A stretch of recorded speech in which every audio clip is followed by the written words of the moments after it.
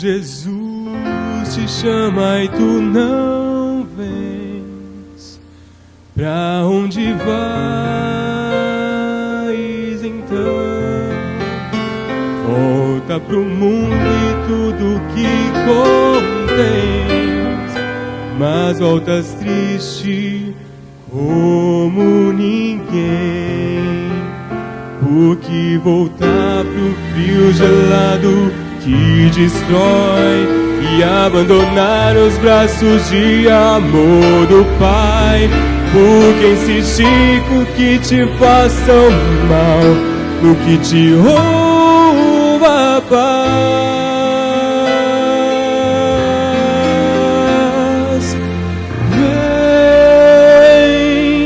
Vem pra Jesus, vem pra Jesus. Agora é o momento, não podes deixar pra depois.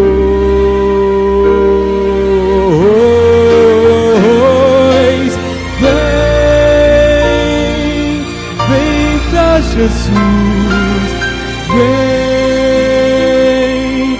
vem pra Jesus.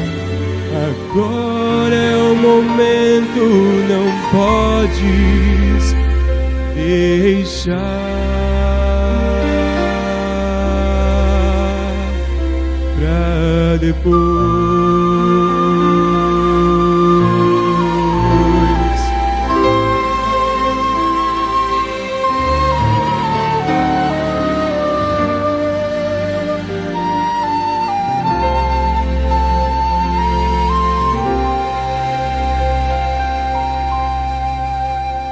Quando Jesus te chama e tu não vens, pra onde vais então? Voltas pro mundo e tudo que contens, mas voltas triste como ninguém. Junto de Cristo existe sempre um bom lugar, onde calor e abrigo podes encontrar, onde sua vida pode retomar tua graça e teu vigor.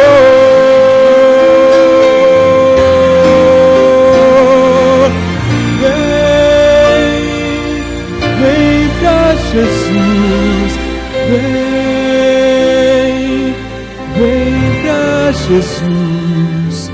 Agora é o momento, não podes deixar pra depois.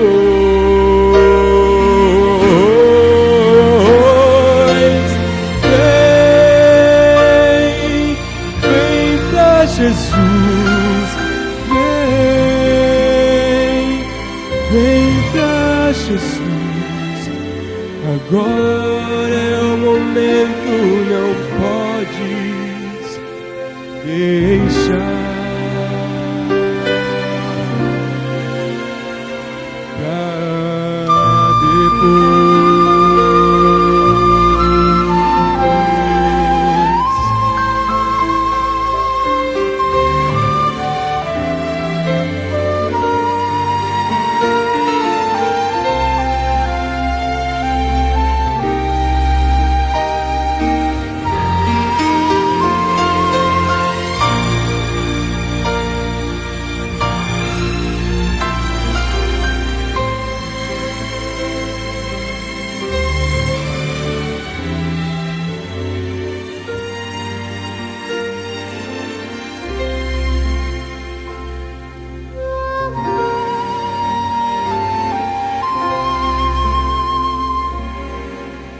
Quando Jesus te chama e tu não vens, pra onde vais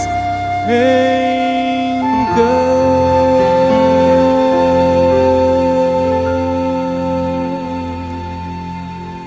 Amém.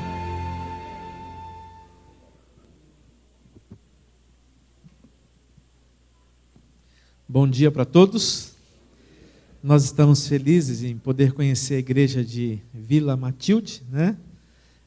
Cada ano, na União Central Brasileira, nós temos 7 associações. A partir desse ano, vamos ter 8 associações. Estamos terminando o processo da criação de uma nova associação, que vai compor ali Santo André, São Bernardo, São Caetano, Diadema e o Litoral. Já vai começar com mais de 30 distritos. E nós temos 1.829 igrejas no estado de São Paulo. Lá na União Central nós fazemos o seguinte: a cada ano nós escolhemos uma associação e os 12 pastores que trabalham lá, na Semana Santa a gente vai para uma associação. Então esse ano está vindo os 12 pastores da União para fazer a Semana Santa em alguma igreja aqui da região da Associação Paulista Leste. E nós fomos convidados para fazer aqui nesta igreja. Então, do dia 12 ao dia 19, né, nós vamos estar com vocês aqui durante uma semana de reavivamento, pregando a palavra de Deus, e nós vamos fazer de uma maneira bem diferente. Eu conversei com o pastor, nós vamos fazer uma semana que a gente chama Semana Interativa. Não sei se você já participou de alguma semana interativa. É que nós pregadores, nós oramos para pregar a palavra de Deus, e as pessoas têm necessidades diferentes. Então eu sempre faço assim, eu oro a Deus e preparo 3 mensagens. Vai ter 3 sermões de 35 minutos cada noite. Mas 3 sermões de 35 minutos, o pessoal não vai aguentar assistir 3 sermões. Então o que a gente vai fazer? Cada noite eu trago 3 assuntos, eu digo o que significa o assunto, quantos minutos vai durar e tal. Nós nos ajoelhamos, oramos, e você escolhe o assunto que você vai ouvir naquela noite. Como é a palavra de Deus, você vai sair alimentado. Aqueles que votaram no assunto que não foi votado naquela noite, podem votar na segunda noite, porque ele vai entrar de novo na votação, e acrescentamos mais alguns assuntos. E aí a gente vai adaptando os temas, as necessidades e a votação da igreja para ouvir a palavra de Deus. É mais difícil para o pregador, né? Eu fiz assim na igreja central de Curitiba, para 2.000 membros lá, e foi muito interessante, porque eu me lembro da história de um empresário. Tinha um dos temas que era o efeito do estresse na vida cristã. E ele veio na segunda, e não foi votado esse tema. Aí ele veio na terça, de novo não foi votado. Aí ele veio na quarta, de novo não foi votado. Veio na quinta, de novo não foi votado. Na sexta foi votado. E ele disse assim: pastor, quando o senhor falou daqueles temas, eu pensei na minha cabeça, eu vou assistir só esse, que é o que eu estou precisando. Mas Deus permitiu que ele fosse votado só por último, porque eu precisava ouvir as outras coisas da palavra de Deus, e foi uma bênção para a minha vida. Então eu queria que você se preparasse para essa semana, porque não vai ser uma semana só de evangelismo, nós queremos fazer uma semana de reavivamento. A segunda coisa eu queria perguntar para vocês: quantos de vocês têm um parente próximo de vocês, aqui na Vila Matilde, onde você mora, que não é membro da igreja ainda? Levante a mão. Quem tem algum parente que mora aqui em São Paulo, que não é membro da igreja? Levanta a mão. Ok. Quem de vocês conhece alguém que está afastado de Jesus por algum motivo, que precisa voltar para o redil do bom pastor? Quem conhece pelo menos uma pessoa que é seu amigo? Levante a mão, ou amiga. Ok. Quantos de vocês conhecem pelo menos 2 ou 3 amigos, tem 2 ou 3 amigos, que você gostaria que essa pessoa tivesse um dia no céu? Quem tem 2 ou 3 amigos? Deixa eu ver se vocês têm muitos amigos aqui. Olha, o pessoal tem bastante amigos. Então, só nessa conta que eu fiz aqui, já deu 297 pessoas, que eu contei pela fé aqui. Tá certo? O que nós vamos fazer? Nós vamos anotar o nome dessas pessoas e vamos levantar todos os dias 5 horas da manhã para orar por elas. Ah, pastor, mas eu não consigo orar. Não tem problema. Eu já pedi para o anjo do Senhor e ele vai acordar você. Tá bom? Nós vamos acordar e vamos orar por essas pessoas. Por quê, irmãos? Nós fizemos uma pesquisa agora, e sabe por que as pessoas vêm para Jesus? Não é por causa da igreja, não é por causa da doutrina, não é por causa da amizade, não é por causa do pastor, não é por causa da localização da igreja, nada disso. 73% das pessoas que vêm a Jesus vêm em resultado ao poder da oração. Amém? Então, se você quiser orar de verdade por uma pessoa, porque você quer encontrar com ela no céu, que ela venha a Jesus, primeiro, não é só convidar a pessoa para a igreja, é acordar de madrugada, ou outra hora que vai ficar melhor para você, e orar a Jesus para que essa pessoa se converta a Jesus Cristo. Eu vou dar um exemplo da minha vida. Eu sou adventista há mais de 30 anos. Eu sou da terra que mana leite e queijo, Minas Gerais. E a minha sogra mora num sítio lá em Minas Gerais. E por mais de 25 anos, minha esposa mandava material, folheto, livro, DVD, para minha sogra se converter. E eu falava assim para ela, não adianta, ela está muito arraigada nesses cultos espiritualistas, ela não vai vir não. E ela falou assim para mim, não é você que fala da oração intercessória? Eu falei assim, é eu mesmo. Mas sogra é mais difícil, né? Aí ela disse assim, não. Até que um dia eu fiz um estudo sobre a teologia da oração intercessória. E eu comecei a orar para minha sogra, não para ela ser adventista, mas que ela se convertesse a Jesus. E vocês não vão acreditar, depois de 3 meses orando, eu e minha esposa de madrugada, minha sogra se converteu. Amém, irmãos? Amém? E eu tive o privilégio de batizar minha sogra, segurei ela bastante na água, mas batizei. Batizei minha sogra. Então, se você pensa que tem um caso perdido na sua família, que um amigo que nunca vai vir, uma pessoa que está afastada nunca vai vir, nós vamos experimentar pelo poder de Deus o poder da oração nesta igreja. Então eu preciso que você anote esses nomes. Então eu vou pedir o departamento do Ministério da Mulher e vou falar depois aqui com a liderança da igreja, para entregar no próximo sábado para você um folhetinho que você vai colocar o nome, o telefone, porque eu vou telefonar para essas pessoas e orar por elas, tá bom? Nós vamos mandar carta, vamos mandar convite, e Deus vai fazer um grande milagre na nossa vida aqui nesta igreja. Um outro ponto que eu queria convidar vocês agora é abrir a palavra de Deus em 1 Samuel capítulo 17, verso 45. 1 Samuel 17, 45. E você que está assistindo aí pela internet, aí na sua casa, hoje é um dia de adoração. Por isso que a gente está aqui abrindo a palavra de Deus. Hoje é um sábado especial para nós e para você que está aí na sua casa ouvindo a palavra do Senhor. O Senhor está contigo também. Vamos abrir a palavra de Deus, então. 1 Samuel 17, 45 está escrito: José, porém, disse ao filisteu: Tu vens contra mim com espada, com lança e com escudo. Eu, porém, vou contra ti em nome do Senhor dos Exércitos, o Deus dos Exércitos de Israel, a quem tens afrontado. Li certo? Não li certo, não? O que está escrito aí? Davi, porém, disse ao filisteu. Preste bem atenção. A palavra de Deus diz que Davi enfrentou um gigante. Eu li uma história alguns anos atrás de um lutador de boxe lá nos Estados Unidos. Ele tinha 2,25 metros de altura, 250 quilos. E ele literalmente apavorava os seus adversários. Aquela arena ficava super lotada de pessoas para ver aqueles que tinham coragem de enfrentar aquele gigante. Era um divertimento para esse mundo aí de fora, ver aquela pessoa sofrendo ali. Mas quando chegava em casa, essas pessoas não conseguiam vencer seus gigantes. A minha pergunta nesta manhã é: qual que é seu gigante? Você tem um gigante na sua vida? Quais são os gigantes modernos que nos desafiam? Sabe, olhar o problema dos outros pela nossa perspectiva é muito fácil. Mas olhar o nosso problema, quando a gente coloca a cabeça lá no travesseiro, nem sempre é tão fácil. Eu estava fazendo um estudo e descobri quais são alguns dos gigantes que atacam a igreja hoje, atacam as pessoas hoje.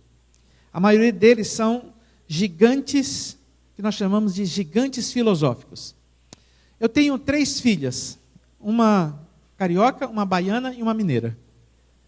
É que pastor muda muito, né? Então a minha filha mais nova, essa aqui é carioca, ela tem 22 anos agora. Quando ela estava com 20 anos, ela terminou o ensino segundo grau, tal, e ela começou a se preparar para o vestibular. E o sonho dela, ser uma médica missionária. E ela tinha que fazer vestibular de medicina. E medicina é uma coisa assim, não é tão simples para entrar. Vocês sabem, os jovens estão aqui. E aí, quando terminava o sábado, ela pegava os livros, estudava até 10 horas, 11 horas da noite. Domingo, filha, você vai para a praia hoje? Não, pai, não vou para a praia, não. Vou estudar. De 8 da manhã até a hora do culto à noite. E ela não tinha tempo para nada, só estudar. Até que eu coloquei ela num cursinho pré-vestibular na cidade de Campinas, quando eu mudei do Rio para Campinas. E ela chegou à noite, ela falou assim, pai, eu estou muito triste, porque lá é muito diferente da escola adventista. O professor não ora para começar a aula. O professor fala palavrão. O pessoal faz muita bagunça. E o que você fez, filha? Eu sentei na primeira fileira, pai, porque a quem não gosta de bagunça, normalmente senta na primeira fileira, né? Na escola, né? Ela pegou, e um dia o professor estava falando lá, e disse assim, vocês vão ter que fazer um simulado da USP amanhã. São 5 horas de prova, como se você estivesse fazendo vestibular de medicina. Ela levantou a mão e disse, professor, eu não posso vir. Mas amanhã é sábado. Ela disse, por isso mesmo, eu não posso vir. Mas por que você não pode vir? Eu sou adventista do 7º dia. Isso é religião? É religião. Fala com o seu pastor lá, não tem problema não, você vem. Ela disse, não, a questão não é com o pastor, a questão é com Deus. Ele deu uma risada assim, sarcástica, e disse assim, Deus? E ela, na hora o sangue subiu, né? Ela disse assim, o senhor já leu a Bíblia? Ele disse assim, ela perguntou primeiro, você acredita em Deus? Ele disse, não. Aí toda a classe parou e ficou em silêncio. E aí ela disse assim, posso fazer uma pergunta para o senhor? O senhor crê, o senhor já leu a Bíblia? Ele disse, já li alguma coisa. E o senhor não acredita em Deus? Não. Pois eu queria dizer uma coisa para o senhor. Eu não acredito na Revolução Francesa. Sabe por quê? Porque eu só li alguma coisa sobre a Revolução Francesa. Acontece que esse professor é doutor em Revolução Francesa. Ele mudou de assunto, ela chegou em casa indignada e disse, pai, não tem alguma coisa que eu possa dar para esse professor? Tem que pregar para ele. E aí eu comprei um livro na casa procuradora chamado A Ciência Descobre Deus. Um livro caro. Não é que mineiro é pão duro, é controlado. E aí, eu falei, se é para evangelizar, vou comprar o livro. Comprei um para mim, comprei um para o professor. Ela chegou para ele e disse assim, professor, esse livro aqui é para você. E ele disse assim, é sobre Deus? É, sobre Deus, mas tem muita coisa de ciência. Ah, tá bom, obrigado. Passou uns 15 dias e ela orando pelo professor. Aí um dia ela chegou para o professor e falou assim, professor, já leu o livro? Ele disse assim, não, mas minha esposa é doutora em biologia na PUC, e está lendo o livro, está amando o livro. Eu não sei que tem esse livro, mas esse livro deve ser bom mesmo. E assim a mensagem começou a chegar. Ela estava enfrentando um gigante filosófico. Quando ela estava na época de fazer o vestibular, nós fomos no Rio, em Niterói, para fazer a prova lá. E eu fui para a Baixada Fluminense, onde morava a minha família. E à noite eu não conseguia dormir, era verão, janeiro, um calor insuportável, muitos bares abertos perto de onde a minha mãe morava, e muita música alta. Você só conseguia dormir depois de meia-noite, 1h da manhã. E tinha uma música que ficava assim, toda hora cantando, toda hora cantando, toda hora cantando. E aquilo foi perturbando minha mente. Eu parei, daqui a pouco eu já estava com a música na cabeça. E a música dizia assim, deixa a vida me levar, deixa a vida me levar, deixa a vida me levar. Toda hora cantava essa música. E o resto da música dizia assim, deixa a vida me levar, a vida... Ah, vocês conhecem também. Pensei que era só eu que conhecia. E aí eu comecei a pensar, que tipo de música é essa? É uma música que está dando uma filosofia de vida. Ou seja, deixa a vida levar você, você não tem propósito. O que acontecer, aconteceu. Não é assim na vida cristã. Nós sabemos de onde nós somos, para onde nós vamos, e o que nós estamos fazendo aqui. Em Minas Gerais, a gente fala assim, donde eu vim, donde eu estou, para onde eu vou. Né? Qual é o propósito da sua vida? Então, alguns gigantes, bem rapidamente. Humanismo secular. Ele afirma que a humanidade é criadora do seu árbitro, seu próprio árbitro. Essa teoria passeia pelas universidades disfarçadas de objetividade científica. Ela diz assim, abandone suas pressuposições religiosas e aceite os resultados inquestionáveis do empirismo científico. Falando de uma maneira mais simples, esquece o sobrenatural, só use o real. Irmãos, nós vivemos como cristãos por causa do sobrenatural. Amém? O outro gigante é o gigante educacional. Uma vez eu recebi um convite no mês de janeiro para ir em Londres fazer uma semana de reavivamento. E eu estava de férias e eu falei assim, olha, eu não posso ir, eu não tenho recurso para ir. E os irmãos lá falaram, não pastor, a gente vai dar passagem para você vir aqui Eu falei, então vou pedir autorização para a minha associação, eu vou. E o senhor pode ficar na casa de um irmão? Eu falei, posso? Eu sou uma pessoa muito simples, não tem problema. E aí eu fui, falei durante alguns dias lá, e eu falei assim, eu poderia ir no Museu de Ciências de Londres? Porque eu gosto muito de estudar. Ah, pastor, a gente vai levar você. Vamos levar você para ver a rainha também, a Elizabeth. Tá bom. Aí eu fui lá no Palácio da Rainha, fui no outro palácio e tal. Quando eu cheguei lá no Palácio da Rainha, estava nublado, e naquele dia a rainha não saiu para me ver. E eu falei que eu não volto mais lá também. Mas eu fui no Museu de Ciências. Quando eu cheguei no Museu de Ciências, estava lá todo mundo tirando foto com Charles Darwin. Eu olhei para aquela estátua de Charles Darwin e me deu uma raiva muito grande do coração. Fiquei muito chateado. Ele diz que nós somos fruto de um processo evolutivo de bilhões de anos. Mas eu sou filho de Deus, criado por Deus. Você que está aqui, você que está aí assistindo, você é filho de Deus. Nós não somos processo evolutivo. E eu não tirei foto com ele. Não tirei. Queridos, as escolas hoje estão dizendo que Deus não existe. Disfarçado de ciências. Mas a ciência não se contradiz com a palavra de Deus quando ela é estudada de maneira correta. E a Bíblia também não se contradiz com a ciência quando ela é estudada de maneira correta. Esse é outro gigante que está atacando nossos filhos.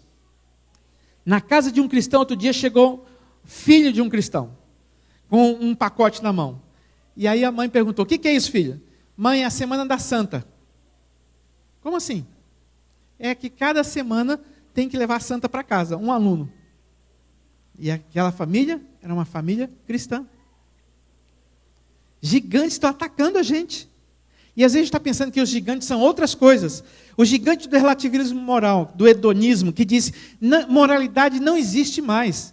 Esse negócio de você ter moralidade aberta, cada um faz o que quer, escolhe o que quer, isso não é assim que está na Bíblia. Mas as pessoas estão com relativismo hoje. Depende, tudo depende. Isso está atacando os cristãos hoje. E o materialismo e o consumismo? O materialismo, o marketing, faz você comprar aquilo que você não precisa com dinheiro que você não tem. Por exemplo, às vezes você tem uma televisão na sua casa, gordinha, funcionando, mas saiu agora uma slim, bem slim. E você não precisa trocar sua televisão. E aí você às vezes vai trocar, fazer uma prestação, ou então você tem um liquidificador funcionando direitinho. Mas saiu um liquidificador agora que se você apertar um botão tem música. Suco de abacaxi com música.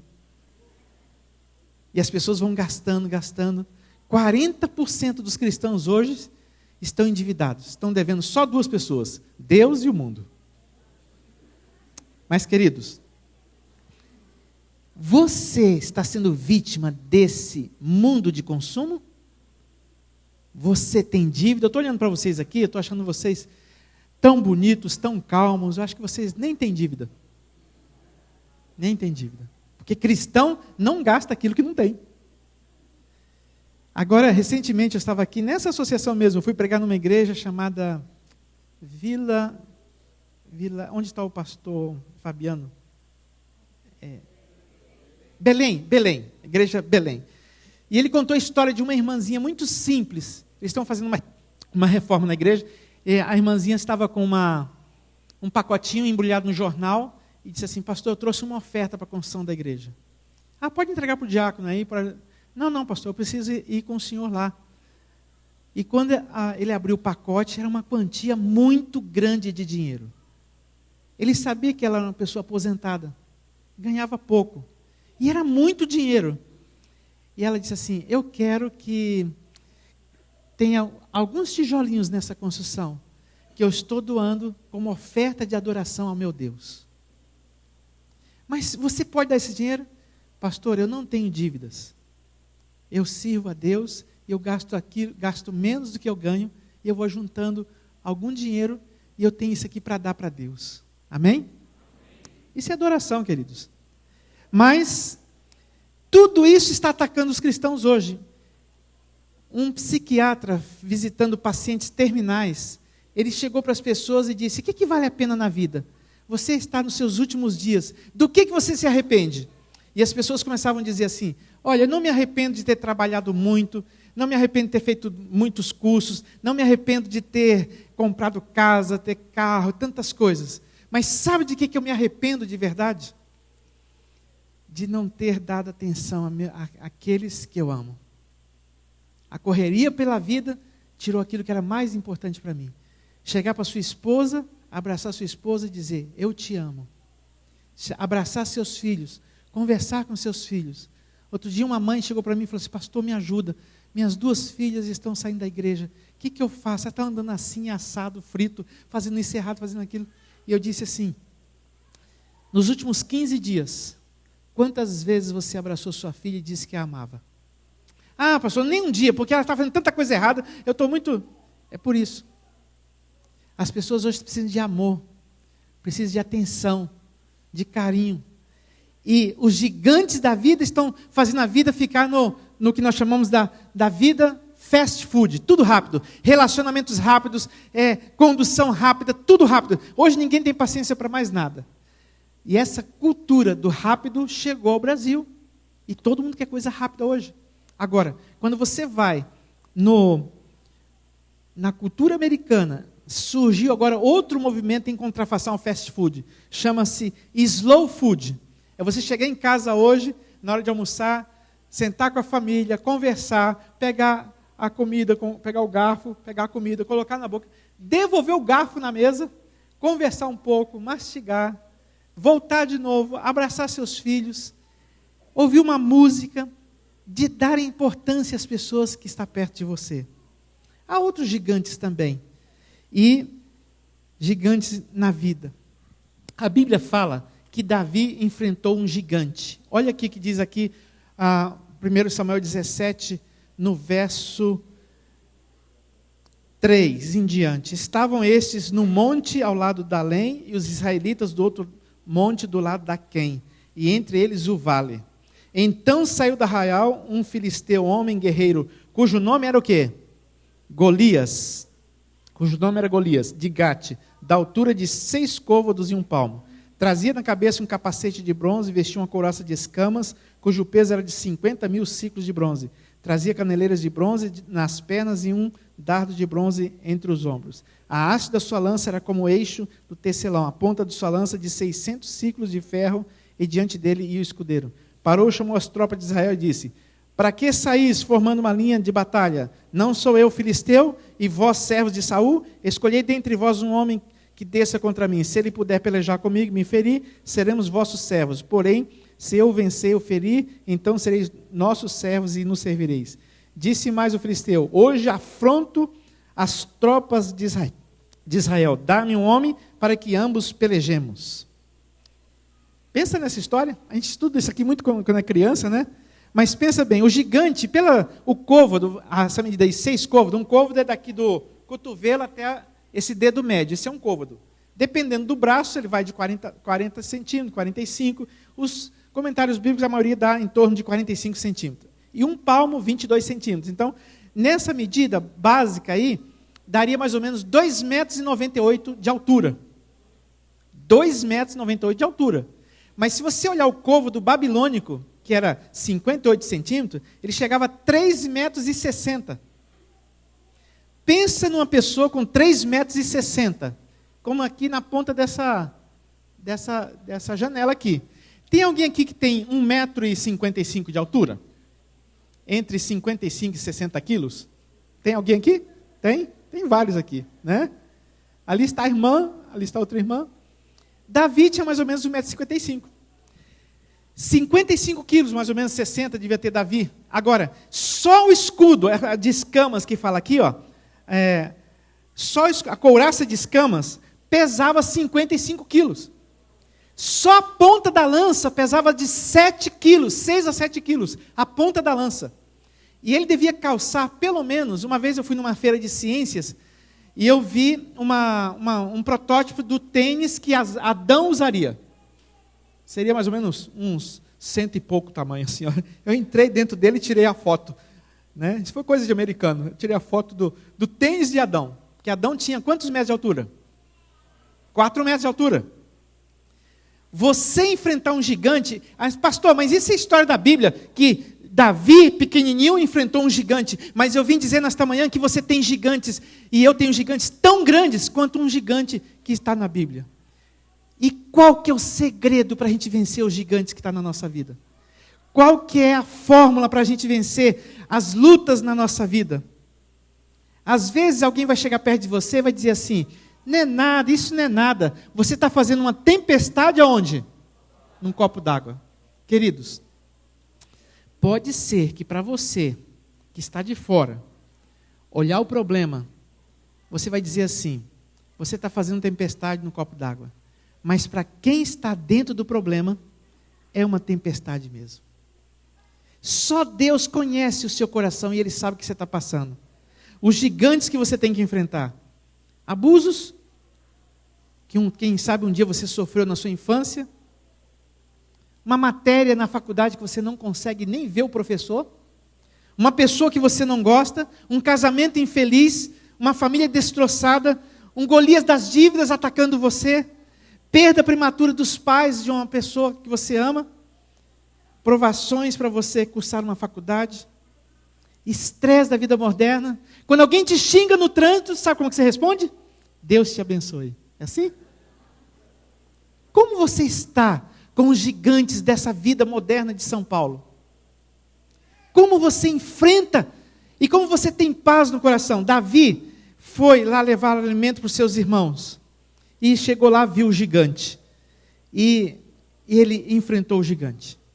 Eu vim dizer nesta manhã, em nome de Jesus Cristo, você vai vencer os gigantes. Porque está escrito em 1 Coríntios 15:57, graças a Deus que nos dá vitória por intermédio de quem? De Cristo Jesus. E Filipenses 1:6, se você esquecer tudo que eu falei hoje, não se esqueça de Filipenses 1:6, lá está escrito assim, Deus há de completar a boa obra que começou aonde? Em vós. Tem jeito para o pastor Emanuel, tem jeito para você, amém? Um dia a gente vai estar no céu, pela graça de Deus. Mas queridos, quanto tempo você está enfrentando o gigante? Porque olha aqui o que diz o verso 16. Chegava-se, pois, o filisteu pela manhã e à tarde, e apresentou-se por 40 dias. Eles ficaram por 40 dias sendo afrontados. E eu fiquei pensando na reação daqueles homens. Quem vai enfrentar o gigante? Aí já chegam os desanimados e falam assim, não, essa igreja está com problema mesmo, olha, nosso exército está com problema, sabe de uma coisa? Entrega logo, não vamos enfrentar não, o gigante não. E, quando eles foram ver aquele garoto, ele vai se dar muito mal. Sabe, queridos, às vezes nós nos tornamos profeta da queda dos outros. Outro dia Deus me deu uma lição muito grande. Veio um rapaz falar comigo, eu trabalhava na área de publicações, e disse assim, pastor, eu gostaria de ser um comportor. Mas ele falou assim, eu gostaria de ser um comportor. Tá bom. Ele tinha dificuldade de falar. Eu falei assim, como é seu nome? Ele deu o nome dele. O nome dele era daqueles nomes que servem para homem e para mulher. Olhei para ele assim, pensa numa pessoa feia. Nossa, ele era muito feio. E eu olhando tudo humanamente. E eu disse assim, mas eu sou pastor adventista, eu amo Jesus, não tem caso perdido para Deus? Então, tá bom, toma aqui o prospecto, você vai falar de Jesus para as pessoas.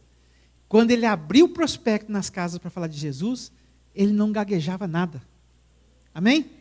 6 meses ele já trouxe pessoas para Cristo. E Deus disse, tá vendo, Emanuel? Deus não olha como os homens olham, aprenda isso. Então, não julgue ninguém, não acuse ninguém, porque quando a gente faz isso, nós nos colocamos no lugar de Deus. Que tipo de cristianismo é esse? Que a gente acusa as pessoas. Só que tem uma coisa. Quando Davi foi enfrentar o gigante deu risada dele. Disse, você, pequenininho aí, você que está aqui na Vila Matilde, eu estava lá na terra que manda leite e queijo, Minas Gerais, há 30 anos atrás. Estava na área da casa de um irmão, e falei assim, sabe qual era o meu sonho? Meu sonho era ser um pregador adventista, um líder na igreja, ajudar a igreja de Deus a terminar a pregação do evangelho. Ele olhou para mim e falou assim, você? Com essa vozinha aí? Que a minha voz era muito fina, vocês imaginam como é que era. Mas um dia Deus me deu uma outra lição. Chegou um pastor lá em Belo Horizonte para pregar, a associação chamou, e eu comecei a criticar a associação. Falei assim, como é que a associação faz um negócio desse, né? Vai trazer um pastor desse para cá. Ele não sabia falar direito português, feio que dava dó, devia ter uns 60 quilos, mas Deus me deu outra lição. Sabe como era o nome dele? Alejandro Bulhon. Me lembro quando o pastor Bulhon chegou, eu era coportor em 1970, mas eu era criança ainda, tá? Como é que você olha para as pessoas aqui na igreja? Como é que você olha para os desafios da vida? Você olha como Davi olhou? O gigante disse, não posso, vocês não vão colocar ninguém? Alguém disse, vai logo lá. E Davi foi então, Saul colocou as armaduras dele, e Davi andou um pouquinho, andou, caiu e disse, não serve para mim. Eu vim dizer para você que você não pode vencer com as armas dos outros. Você não vence com as armas de Satanás. Você não vence com a crítica, você não vence com o pecado, você não vence agredindo. Você só vence quando você tem Jesus na vida. Quem tem Jesus, dá Jesus. E quando o gigante olhou, Davi disse, não, eu vou com as armas que eu tenho. Tirou tudo, pegou 5 pedrinhas e foi enfrentar o gigante. Antes de eu ser adventista, eu trabalhava com fotografia e cinema no Rio de Janeiro. E eu gostava muito, e ainda gosto de assistir filmes que têm efeitos especiais. Sabe aquele que atira assim, você vai vendo a bala bem devagarzinho, ou a flecha, assim como bem... Eu fiquei imaginando Davi jogando a pedrinha. E o gigante disse, sou eu algum cão? E Davi disse uma frase que nós lemos no começo. Tu vens a mim com espada, com lança, porém eu vou a ti em nome do Senhor dos Exércitos. Sabe por que a vitória está garantida para mim e para você? Porque nós vamos em nome do Senhor dos Exércitos. Davi pegou aquela pedrinha e ele jogou. E aí se eu estivesse filmando com uma HD de última geração, eu ia ver a pedrinha assim. Mas onde estava a força? Onde estava o efeito especial? Irmãos, aí está. Estava no poder sobrenatural. Sabe por que você vai vencer seus gigantes? Na hora que você chegar a enfrentar o gigante. Não adianta fugir do gigante. Eu me lembro que quando eu cheguei no Rio de Janeiro, eu corria muito. E tinha muitos túneis. Eu tinha 3 filhas pequenas, e a gente entrava no túnel e a gente começava a gritar. Eu não sei se você já gritou em túnel. É muito bom gritar em túnel. O estresse sai todo. Aí eu entrava no túnel e falei, vamos gritar. E elas gritavam e eu falava assim, vamos... Quando chegar no final do túnel eu fazia assim, elas paravam de gritar. E aí minha esposa um dia falou assim, se passar uns irmãos ver o pastor gritando, eu falei, pastor é a gente também. Pastor pode gritar, também tem estresse. E aí a gente entrou num túnel que eu não conhecia, chamado Túnel Rebouças. Não sei quantos de vocês conhecem lá no Rio. Túnel grande, né, irmã? Aí nós entramos, começamos a gritar, mas eu não sabia que o túnel era grande, e a minha pequenininha Vivi pegou, foi gritando, daqui a pouco ela falou, pai, não estou aguentando mais, Eu falei, não, filha, não tem problema, olha lá no fundo, a luz no fundo do túnel. O gigante, quando ele ataca a gente, parece que falta fôlego para a gente, falta vida, falta força, mas em nome de Jesus a gente pode vencer. Não pense que você é pequeno. Sabe o que aconteceu naquela classe lá, da Vivi, quando ela desafiou o professor? Ela não foi na prova no sábado, a primeira pessoa que passou no vestibular em medicina foi ela. Deus da vitória. Essa semana ela me falou, pai, ela já está no 3º ano, ela falou assim, pai, chegou um colega meu de faculdade, casado, tem 2 filhos, e disse assim, você não usa maconha? Como é que a sua mente é tão rápida? Como é que você tira as maiores notas da classe? Eu tenho 2 filhos, tenho minha esposa, e eu não entendo a sua maneira de viver. Você não toma refrigerante, você não come carne, sábado você vai para a igreja, você é diferente. E ela disse assim, eu posso te explicar porque que Deus me abençoou para tirar notas altas. Você quer saber? Ele disse, quero. Mas eu vou te explicar pela minha fé, tá bom? Então eu respeito a sua fé, mas você vai entender que eu faço isso pela minha fé. Abriu a Bíblia em Daniel capítulo 1 e falou da história de Daniel na corte. E agora ela está dando estudo para 4 e ele já está estudando a Bíblia agora com ela. Queridos, Deus da vitória. Quando Davi jogou aquela pedrinha, pelo poder de Deus, bateu na cabeça do gigante, e o gigante, como diz o Arautos, veio ao chão. Você vai ver a vitória de Deus, se você não tiver medo de enfrentar seus gigantes.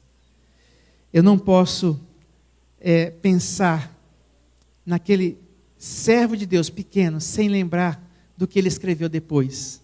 Foi esse garotinho de 1,55 m que enfrentou o gigante. Ele disse, eleva os meus olhos para os montes. De onde virá o socorro? O meu socorro vem do Senhor. Ele disse, não te aflija por causa dos malfeitores. Davi disse, o Senhor é meu pastor. E o que mais? Nada me faltará. Queridos, em algum momento da vida, você vai ficar sozinho. Em algum momento da vida, você não vai conseguir enfrentar os gigantes. Em algum momento da vida, parece que todo mundo está contra você. Mas eu digo para você, se você está com Jesus, use as armas de Jesus. Amor, misericórdia, bondade, paciência, longanimidade, bondade. Cristãos são vencedores. Eu gostaria de concluir esta mensagem. E vou contar uma história para vocês. Aqui diz assim, tu vens a mim com espada, com lança, porém vou a ti em nome do Senhor dos Exércitos. Quando eu tinha aí 20 e poucos anos, eu trabalhava na obra de publicações na Igreja Adventista. E aí um dia, Deus tocou no meu coração para eu ser um pastor. Falei para minha esposa, ela disse, não, você não vai ser pastor. Sabe por quê? Porque você já está muito bem aqui, a gente prega o evangelho, distribui literatura, Jesus está muito perto de voltar. E eu não gostaria de ir para o colégio. Tá bom. Aí comecei a orar. Um dia minha esposa se ajoelhou e disse assim, Senhor, se o Senhor quer que meu marido seja pastor, o Senhor, por favor, mande alguém aqui em casa comprar os nossos móveis. Passou 15 minutos, tocou a campainha de casa. Uma pessoa pedindo para comprar os móveis.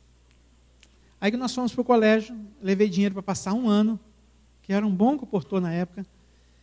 E com 2 meses e meio, 3 meses que eu estava estudando, lá em Pernambuco, a minha filha tinha 6 meses, essa que tem hoje 30 anos, ela estava engatinhando na casa, puxou o fio da geladeira, que na mudança tinha sofrido uma danificação, ficou desencapada, a gente não viu. Ela puxou o fio da geladeira e tomou um choque de 220 volts e ficou grudada na geladeira. Que lá é 220 volts. A minha esposa correu, pegou nela, tomou choque e começou, e agora não sabia o que fazer, minha filha tremendo lá e tomando aquele choque, 220 volts. Ela gritou o nome de Jesus, para Jesus falar onde estava a caixa para desligar a luz. Ela correu, desligou, quando ela pegou minha filha estava mole. Levamos para o hospital e o médico disse assim, vai ter que amputar o dedo da sua filha. Você pensa que isso não é um gigante? Que a gente não passa por lutas? Mas eu vou tentar fazer uma cirurgia para tentar corrigir, tirar a carne daqui, colocar aqui, para ver se sua filha, a gente consegue salvar o dedo dela. E o dinheiro que eu levei para passar 1 ano, com 6 meses eu não tinha mais nada. Como eu fui expulso de casa por causa do evangelho, eu não tinha a quem recorrer.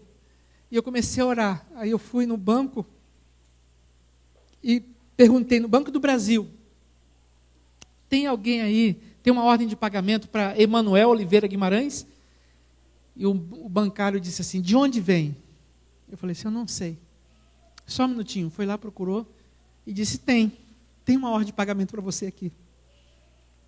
É de uma senhora chamada Zaira Costa. Zaira Costa era uma irmã da igreja que eu frequentava antes de ir para o colégio.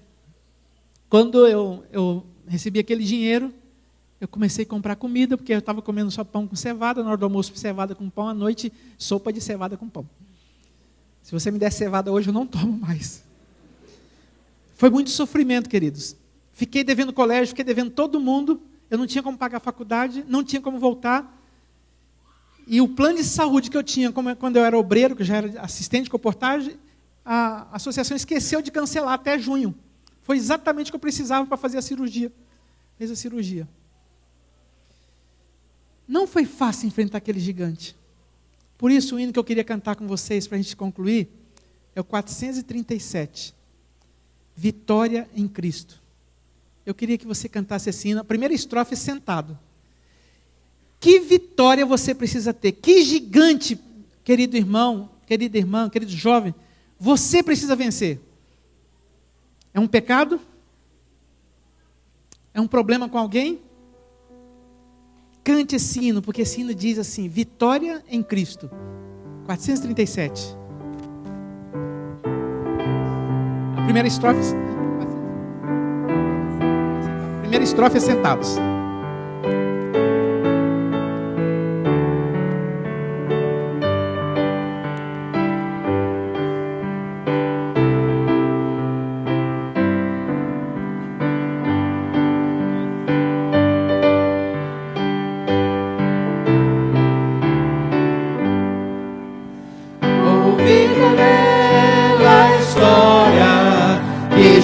Jesus desceu da glória e no Gólgota enfim morreu, por quantos como eu, ouvindo seus gemidos, de seu sangue dos remidos, seu fim contrito me prostrei, então De pé agora. vitória em Cristo, Cante com seu coração. vitória, buscou-me, salvou-me, na cruz por mim morreu, e paz e alegria, raiou novo dia, vitória Jesus me deu, no sangue que verteu, ouvi que ele cura, sim a todo que o procura, que o e ao cego deu visão, orei, clamei, meu mestre, vem restaura minha vida, e logo Cristo me atendeu, e a mim vitória deu, vitória em Cristo, eterna vitória, buscou-me, salvou-me, na cruz por mim morreu, e paz e alegria, raiou novo dia, vitória Jesus me deu, no sangue que verteu, ouvi falar da glória que virá após vitória, para os redimidos por Jesus, na resplendente luz, de anjos lá cantando, e mansões já me aguardando, será glorioso ali chegar, e então poder cantar, vitória em Cristo, eterna vitória, buscou-me, salvou-me, na cruz por mim morreu, e paz e alegria, raiou novo dia,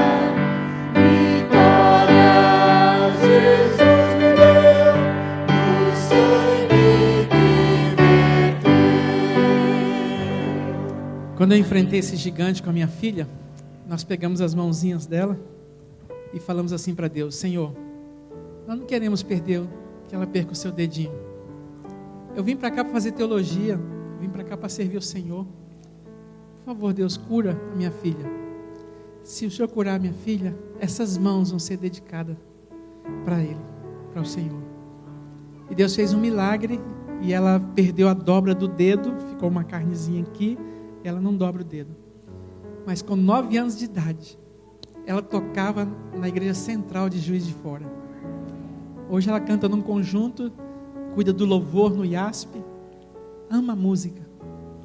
Um dia ela contou a história dela na igreja, e as pessoas disseram: mas hoje você pode fazer uma cirurgia de correção no seu dedo. Ela disse: não, essa marca aqui vai ficar até eu morrer, porque essa marca é a marca que Deus me salvou.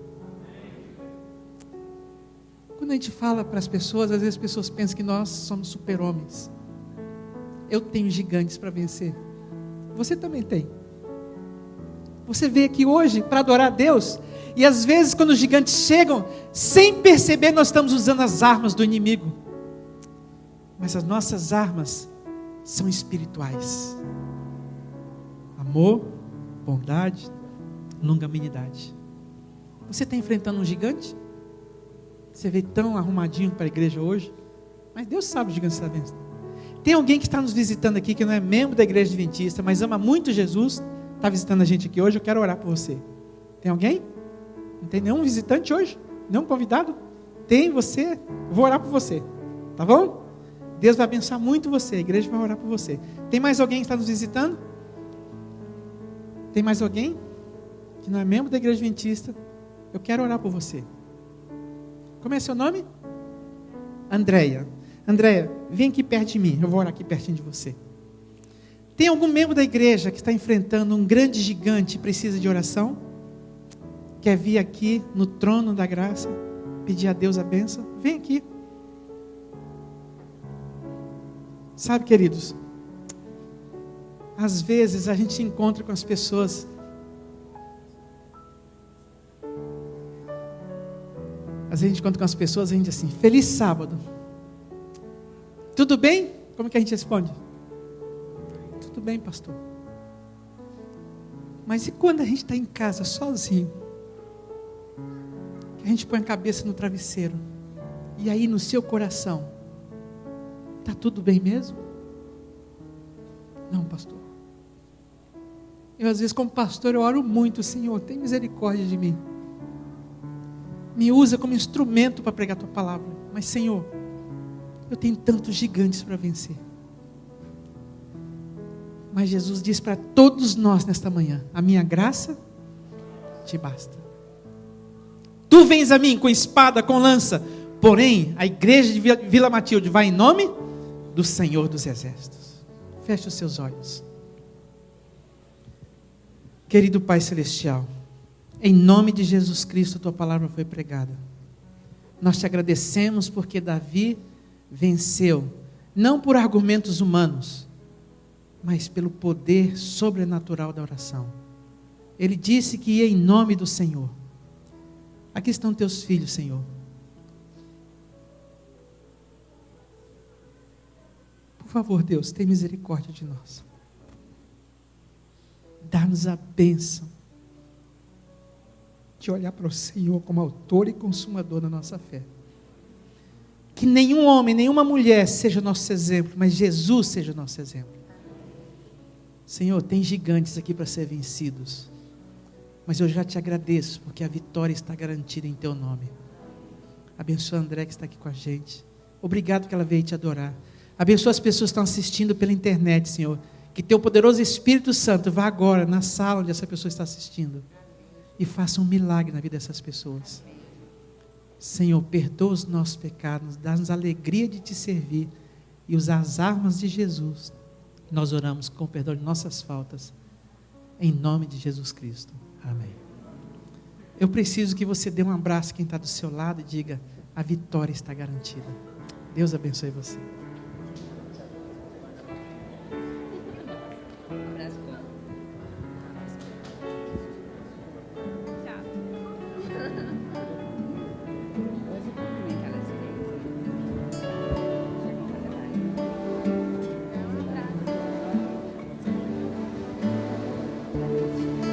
Desde quando eu era criança, ouvi falar de um Deus que abriu o mar vermelho, lutava pelos céus contra feras e gigantes. Vamos cantar enquanto estamos aguardando esse hino que está sendo projetado. O hino volta.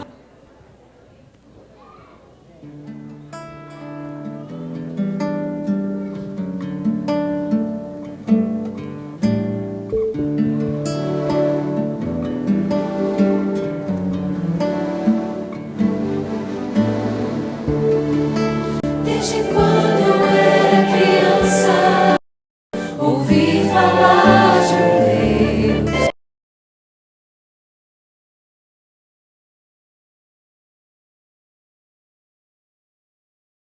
contra feras e gigantes, reinos e nações, e eu me encantava cantando suas canções. Mas o tempo foi passando e eu não quis ouvir.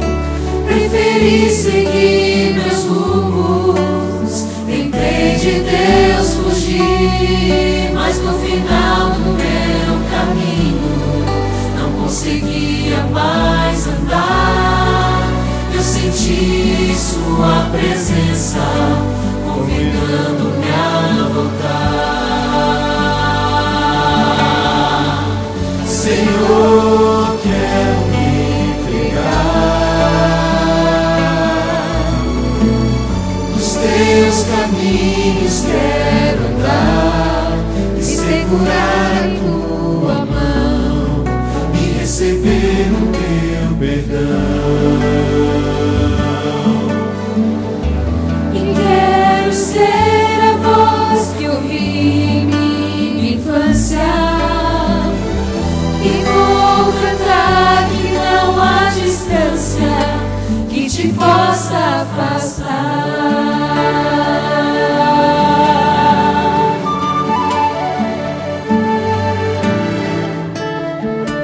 E pra quem estiver cansado, sofrer de solidão,